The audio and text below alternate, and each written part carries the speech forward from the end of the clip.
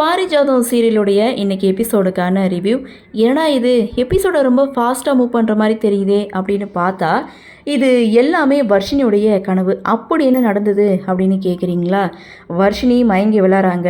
அதை பார்த்த சுபத்ரா டாக்டருக்கு கால் பண்ணுறாங்க. உடனே வர்ஷினி பயந்து போய் இசைக்கு கால் பண்ணி விஷயத்த சொல்கிறாங்க.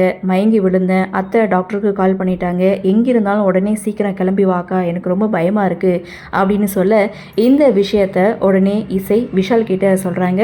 விஷால் இசை ரெண்டு பேரும் அங்கேருந்து கிளம்பும்போது வக்கீல் வந்து உங்கள் ரெண்டு பேரையும் உள்ளே கூப்பிடுறாங்க அப்படின்னு சொல்ல, இல்லை அர்ஜென்ட்டாக கிளம்ப வேண்டியது இருக்குது அப்படின்னு சொல்ல, இன்றைக்கி விட்டால் 2 மாதம் ஆகும், லேட் ஆகும் அப்படின்னு சொல்லும்போது, எங்களுக்கு வர்ஷினியுடைய வாழ்க்கை தான் முக்கியம், இது லேட் ஆனாலும் பரவாயில்லன்னு சொல்லிட்டு இசை விஷால் 2 பேரும் அங்கேருந்து கிளம்பிட்டாங்க. ரொம்ப பரபரப்போடு 2 பேரும் வந்துட்டுருக்காங்க. இதற்கு இடையில் இங்கே வர்ஷினியை செக்கப் பண்ணுறதுக்கு டாக்டர் வீட்டுக்கு வந்திருக்காங்க. வர்ஷினியை செக்கப் பண்ணி பார்க்குறாங்க. பார்த்து முடித்ததுக்கு அப்புறம் வர்ஷினி கர்ப்பமாக இருக்காங்க அப்படின்ற விஷயத்த ஒட்டுமொத்த குடும்பத்துக்கிட்டையும் போட்டு உடைக்கிறாங்க. எல்லாரும் செம ஷாக்காக வராங்க. அடிப்பாவி இப்படி பண்ணிட்டியேன்னு இங்கே வர்ஷினியுடைய அம்மா ஒரு பக்கம் வர்ஷினியை திட்ட, இதுக்கெல்லாம் யார் காரணம் அப்படின்னு வர்ஷினி கிட்டே கேட்குறாங்க. அந்த இடத்துல ராகவ் பேரை சொல்லிட்டாங்க.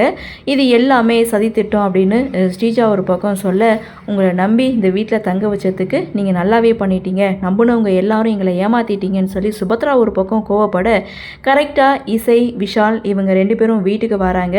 இதுக்கெல்லாம் காரணம் இந்த இசை தான் அப்படின்னு ஒட்டுமொத்த பழியையும் தூக்கி இசை மேலே போடுறாங்க ஸ்ரீஜா. ஏன்னா யாருக்கும் தெரியாமல் வர்ஷினியை ஏற்காடுக்கு வர வச்சு இப்படி பிளான் போட்டதே இசை தான் அப்படின்ற மாதிரி இங்கே ஸ்ரீஜா ஒரு பக்கம் சொல்ல, எல்லாரும் செம ஷாக் ஆகுறாங்க.